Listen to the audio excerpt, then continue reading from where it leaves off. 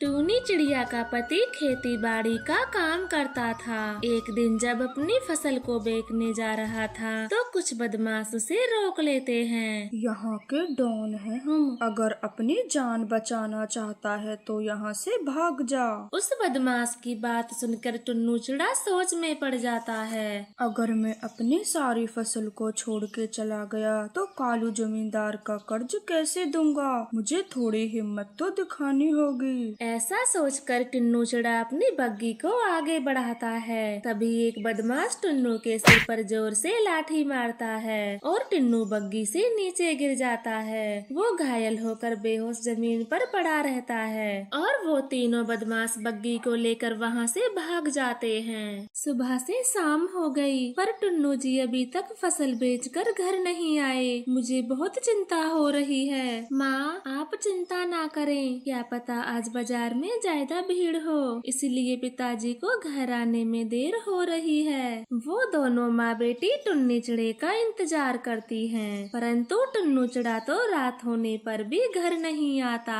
बस कुक्कू बेटी बहुत हुआ, अब टुन्नू जी को देखने बाजार जा रही हूँ, आप घर पर ही रहना। माँ, बाजार तो हमारे जंगल से बहुत दूर है और आपका अकेले जाना वहाँ ठीक नहीं है, तो मैं भी आपके साथ चलती हूँ। फिर वह दोनों माँ बेटी टुन्नू चिड़े को ढूंढने के लिए निकल जाती हैं। वो अपने जंगल से दूर आ चुकी थीं। तभी उन्हें रास्ते में टुन्नू बेहोश पड़ा दिखाई देता है। टुन्नू जी, आंखें खोलो, आपको क्या हो गया? माँ, पिताजी के सर से तो काफी खून निकल चुका है। वो दोनों माँ बेटी टुन्नू चिड़े को खूब आवाज लगाती हैं, परंतु टुन्नू चिड़ा तो मर चुका था। बेचारी दोनों माँ बेटी सुबह होने तक रोती रहती हैं। तभी कालू जमींदार उनके घर आता है। टूनी चिड़िया, तुम्हारे पति ने कहा था कि फसल बेच के सारे रुपए दे दूंगा, अब कहाँ है वो? कालू जमींदार जी, कल टुन्नू जी फसल बेचने के लिए बाजार गए थे, परंतु रास्ते में ना जाने उन्हें क्या हुआ जिससे उनकी मौत हो गई। क्या कहा?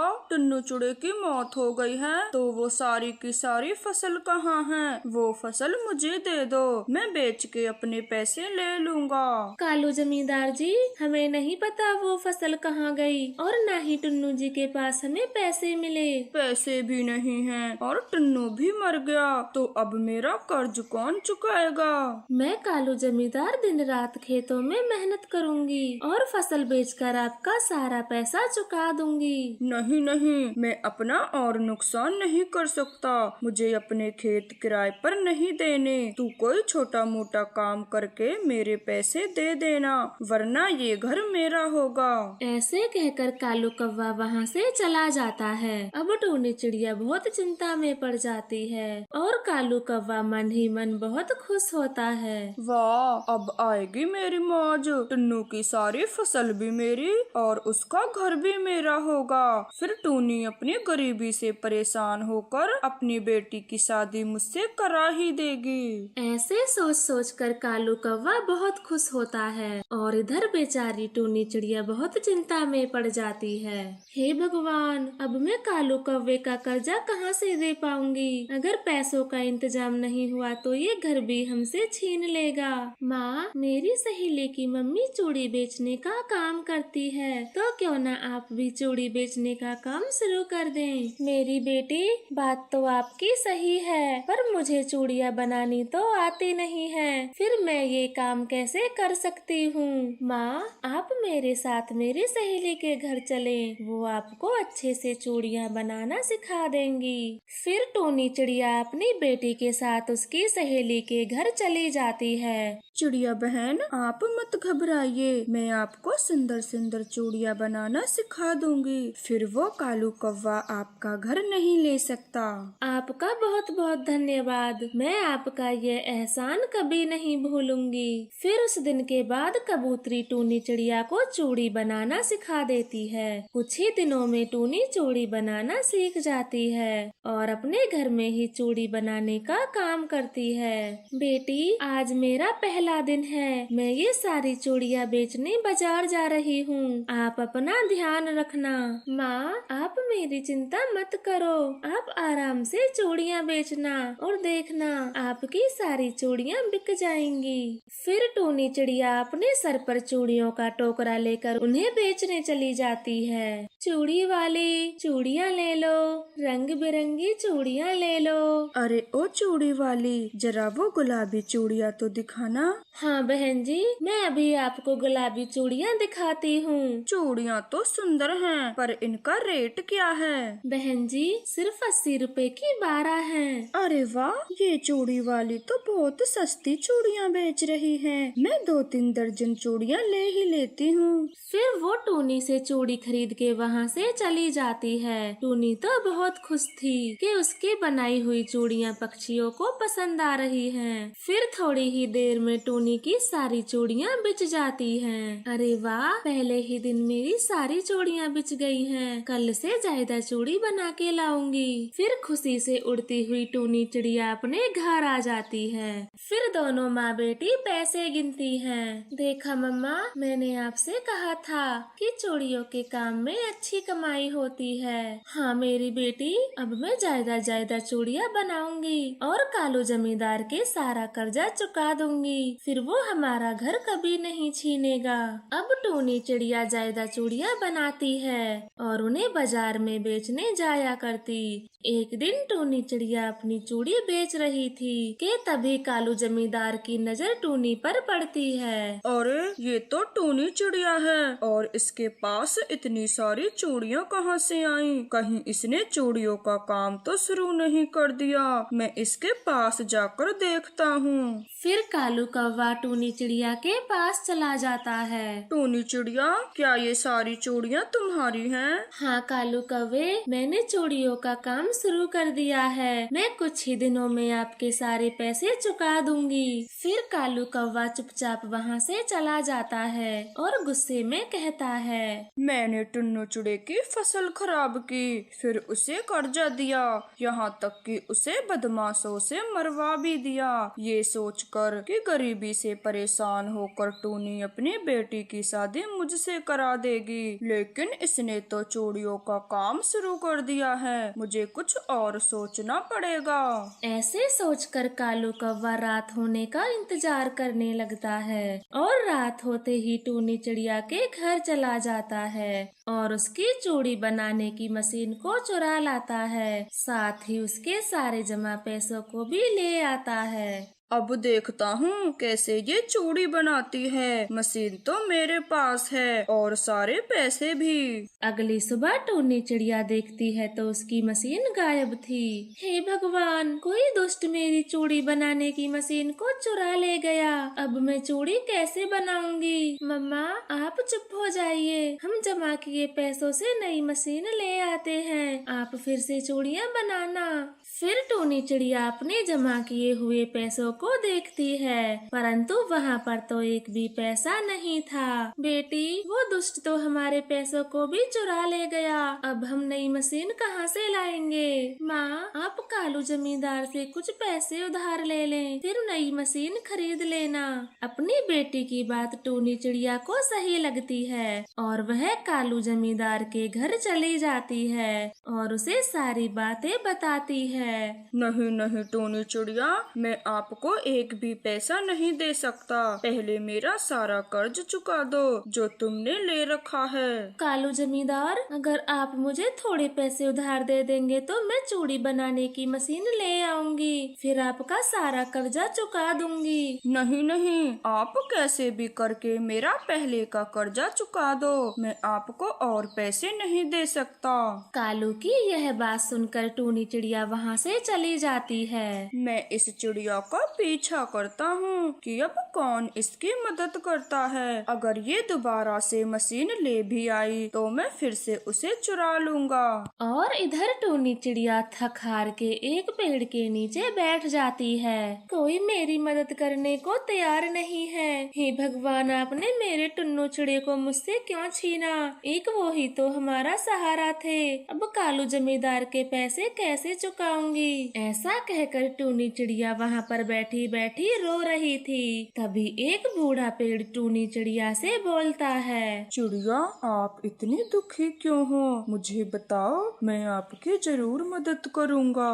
फिर टूनी चिड़िया पेड़ को सारी बातें बताती है। बस इतनी सी बात है चिड़िया, मैं अभी आपकी समस्या का हल कर देता हूँ। फिर पेड़ के इतने कहते ही उसकी डालों पर सुंदर सुंदर रंग बिरंगी चूड़ियाँ आ जाती हैं। चिड़िया, आज से मैं तुम्हारा चूड़ी देने वाला पेड़ हूँ। तुम जब भी मेरे पास आओगी तो इसी तरह से ढेरों चूड़ियाँ पाओगी। पेड़ जी, आपका बहुत बहुत धन्यवाद। आपने तो मेरी सारी चिंताएं दूर कर दी। चिड़िया, अब ये सारी चूड़ियाँ ले लो और इन्हें बाजार में बेच आओ।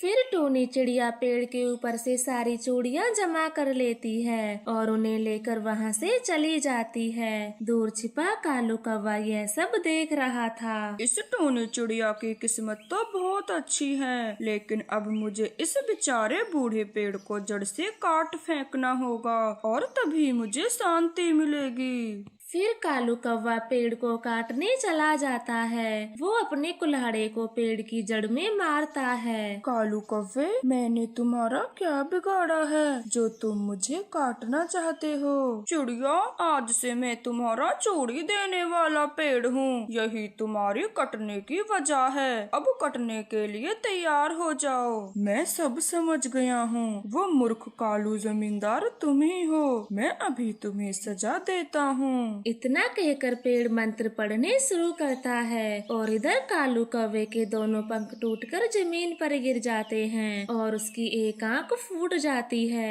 और उसके दोनों पैर भी टूट जाते हैं। वो बस जमीन पर किसी पत्थर की तरह गिर जाता है। कालू कौवे, तुमने अपने स्वार्थ के लिए न जाने कितने पाप किए हैं। बेचारे टुन्नू चूड़े को तो मार ही दिया। अब तुम्हारी यही सजा है। तुम बस यहाँ मिट्टी की तरह पड़े रहो। तो प्यारे दोस्तों, हमें इस कहानी से यह सीख मिलती है कि हमें अपनी जिंदगी में किसी के साथ अन्याय नहीं करना चाहिए, क्योंकि एक ना एक दिन भगवान उसकी सजा हमें जरूर देता है। कालू जी, देखा आपने, टूनी चिड़िया आजकल कितनी मोटी होती जा रही है। पता नहीं कौन सा फल खाती है। क्या घोरी जी, आपको नहीं पता, टूनी चिड़िया को असली घी से भरा डब्बा मिला है। अब खाना भी असली घी में बनाकर खाती है, तो मोटी क्यों नहीं होगी? क्या कहा कालू जी? घी का डिब्बा मिला है, परंतु कहाँ से? गोरी, वो भोजन खोजने दूसरे जंगल गई थी, तो कोई राहगीर उस पेड़ के नीचे डिब्बा भूल गया और टूनी चिड़िया को घी का डिब्बा मिल गया। इन सर्दियों में चिड़िया की तो किस्मत ही खुल गई, जो बैठे बिठाए घी का डिब्बा मिल गया। अपनी तो सिर्फ फूटी किस्मत है, कभी कुछ नहीं मिलता। ऐसा कहकर गोरी कौवी जोर जोर से रोना शुरू कर देती है ताकि कालू कौवा उसके लिए कहीं से भी घी का डब्बा ले आए, परंतु कालू तो उसे नजरअंदाज करके वहाँ से भाग जाता है। वो पंख में लाठी लिए उसे ढूंढने के लिए घर से बाहर निकल जाती है और कालू कौवा उसे दिख जाता है। अरे बाप रे, ये गोरी जी तो लाठी लिए मेरी तरफ ही आ रही हैं। अब तो भाग भी नहीं सकता हूँ, कोई न कोई बहाना बनाना पड़ेगा। फिर कालू कौवा जोर जोर से हाँफना शुरू कर देता है। अच्छा हुआ गोरी जी जो तुम मेरे पीछे पीछे आ गई। मुझे घर में बड़ी घुटन हो रही थी, इसीलिए खुली हवा में आया हूँ। थोड़ा सा पानी पिला दें। मैं सब जानती हूँ, आप बचने के लिए ऐसा नाटक कर रहे हो। रुक जाओ, मैं अभी आपको लाठी से पानी पिलाती हूँ। फिर गोरी कौवी के ऐसा कहते ही कालू कौवा तुरंत ही अपनी आंखें बंद करके जमीन पर गिर जाता है और बेहोशी का नाटक करता है। कहीं ये सच में तो डर से बेहोश नहीं हो गया। प्लीज कालू जी उठ जाओ, मैंने लाठी फेंक दी। गोरी कौवी की ये बात सुनकर कालू अपनी आंखें खोल देता है। गोरी, मुझे क्या हुआ था? मैं कहाँ हूँ और मेरा सर जोर जोर से घूम क्यों रहा है? अब अपना ड्रामा बंद करो कालू और मेरी बात को ध्यान से सुनो। कहो गोरी जी, आप क्या कहना चाहती हो? कालू जी, मुझे भी असली घी खाना है, तो कैसे कैसे भी करके मेरे लिए घी का इंतजाम करो, वरना मैं आपसे बात नहीं करूँगी। ठीक है, मैं जाता हूँ और कहीं से घी का डिब्बा लाता हूँ। फिर कालू कौवा एक बुढ़िया के घर चला जाता है और सभी डिब्बे को निहारने लगता है। इस बुढ़िया की रसोई में तो घी है ही नहीं, लगता है गरीब की रसोई में आ गया हूँ। अब मुझे अमीर के घर जाना होगा। फिर कालू कौवा वहाँ से एक सेठ के घर में चला जाता है और उसकी मुडेर पर बैठकर उसके जाने का इंतजार करता है। ये खड़ूस आदमी कब से अखबार पढ़े जा रहा है, जैसे सारी दुनिया की खबर यही रखता हो। कालू कौवा सेठ के जाने का इंतजार करते करते थक जाता है और चुपके से रसोई में जाने लगता है। तभी सेठ एक कंकड़ उठाकर कालू को मारता है। कंकड़ सीधे कालू के सर पर लगता है। फिर कालू कौवा तुरंत ही अपने घर भाग आता है। मर गया गौरी जी, मर गया। आपके घी लाने के चक्कर में सर फूट गया। साफ साफ बताएं हुआ क्या है, आपका सर कैसे फूटा? गौरी, एक मोटे से आदमी ने मेरे सर पर फेंक के पत्थर मारा। कालू जी, आप भी एक नंबर के बेवकूफ हो। इंसानों के होते हुए भी भला घी चुराया जाता है। लगता है अब मुझे ही कुछ सोचना होगा। फिर गौरी कौवी कालू कौवे के कान में कुछ बताती है और कालू कौवा कहता है, गौरी जी, आप जिद कर रही हो, इसलिए आपकी बात मान लेता हूँ, वरना मैं टोनी चिड़िया के घर से कभी चोरी नहीं करता। कालू और गौरी ऐसे बातें कर रहे थे। इधर टूनी चिड़िया अपने बेटे के लिए घी के लड्डू बनाने की तैयारी कर रही थी। मम्मा, आपने ये लड्डू बनाना कहाँ से सीखा? बेटा, ये लड्डू तो मैंने आपकी नानी से बनाने सीखे हैं। वो हर सर्दियों में घी के लड्डू बनाती थी। मम्मा, एक बार नानी ने भी तो हमारे लिए लड्डू बनाकर भेजे थे। मैंने अपने दोस्तों को भी खिलाए थे। वो सब कितनी तारीफ कर रहे थे। वो दोनों माँ बेटा ऐसे बातें कर रहे थे कि तभी कबूतर वहाँ आ जाता है। अरे वाह, बड़ी अच्छी खुशबू आ रही है। आखिर ऐसा क्या बन रहा है? जरा मुझे भी तो खिलाएं। कबूतर भैया, मुझे जो घी का डिब्बा पाया था, बस उसी से गुड्डू के लिए लड्डू बना रही हूँ। जब लड्डू बन जाएंगे तो आपको जरूर खिलाऊंगी। ठीक है टोनी, ध्यान से खिलाना। बड़े दिन हो गए, असली घी का टेस्ट भी भूल गया हूँ। कबूतर भैया, आपने बड़ी चिंता की। मैं अभी आपको थोड़ा सा घी दे देती हूँ, फिर आप जी भर कर चखना। फिर टोनी चिड़िया उस डब्बे में से एक कटोरी घी कबूतर को दे देती है। कबूतर घी की कटोरी लेकर अपने घर चला जाता है। लूसी जी, चिड़िया ने मेरे लिए एक कटोरी घी दिया है। बढ़िया से घी के पराठे बना दीजिए, जी भर कर खाऊंगा। ठीक है कबूतर जी, मैं अभी घी के पराठे बना देती हूँ। वो दोनों ऐसे बातें कर रहे थे कि तभी वहाँ पर मिट्ठू तोता आ जाता है। जरा मुझे भी तो बताओ, आखिर घी कहाँ बट रहा है? मुझे भी घी के पराठे खाने हैं। मिट्ठू तोते, घी कहीं नहीं बट रहा। ये घी तो टोनी चिड़िया ने मुझे वैसे ही दिया है। क्या कहा? टोनी चिड़िया के पास घी है? फिर तो मैं भी जाता हूँ, मुझसे तो कभी मना नहीं करेगी। फिर मिट्ठू तोता तुरंत ही वहाँ से उड़ जाता है और टोनी चिड़िया के घर जाकर ही सांस लेता है। चिड़िया बहन, सुनते ही भाग आया हूँ, कहीं घी खत्म ना हो जाए। आप मुझे भी थोड़ा सा घी दे दें, मैं हलवा बनाकर खाऊंगा। चिड़िया मिट्ठू तोते की बात सुनकर हंस पड़ती है। आपने बड़ी चिंता की मिट्ठू, मैं अभी आपके लिए घी लाती हूँ, थोड़ा सब्र करो। फिर टोनी चिड़िया एक कटोरी घी मिट्ठू तोते को भी दे देती है और तोता घी लेकर वहाँ से चला जाता है। मम्मा, जल्दी से ये लड्डू बना भी दो। अगर गौरी आंटी को पता चल गया तो वो भी घी मांगने आ जाएगी, फिर सारा घी बिना लड्डू बने खत्म हो जाएगा। हाँ बेटा, आप सही कह रहे हो। आप ये गोला कसें, मैं किशमिश और बादाम ले आती हूँ। फिर टोनी चिड़िया सामान लेने चली जाती है, जहाँ गौरी कव्वी पहले से सामान ले रही थी। श्यामू काका, आधा किलो किशमिश और आधा किलो बादाम दे दो। टोनी चिड़िया, बादामों से क्या बना रही हो? जरा मुझे भी तो बताओ। गौरी बहन, मैं गुड्डू के लिए लड्डू।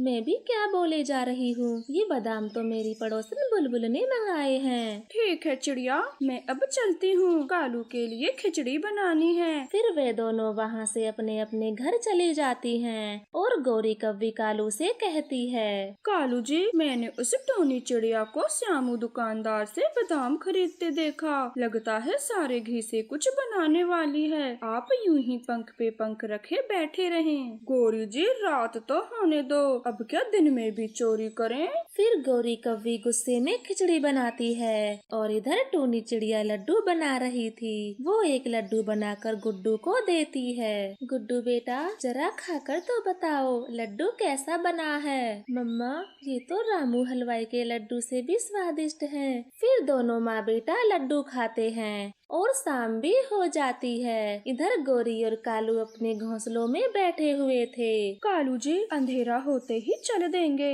क्या गौरी, आप भी मेरे साथ चलोगी? हाँ हाँ कालू, मुझे आप पर विश्वास नहीं है। कहीं घी की जगह पर रिफाइंड का डब्बा उठा लाए तो। ठीक है, आप भी चल देना, मुझे क्या। फिर थोड़ी देर बाद गौरी और कालू का इंतजार खत्म हो जाता है और रात हो जाती है।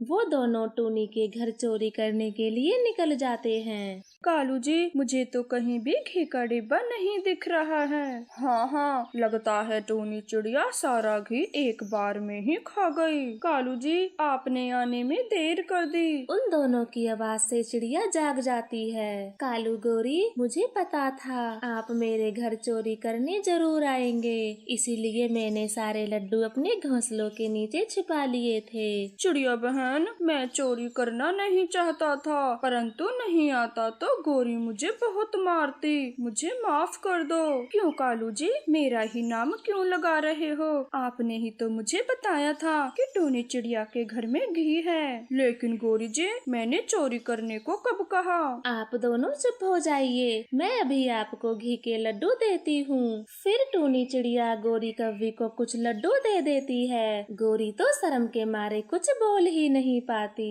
देख लिया गौरी जी, चिड़िया बहन कितनी अच्छी है। उसने हमारी इस घटिया हरकत के बाद भी लड्डू दिए।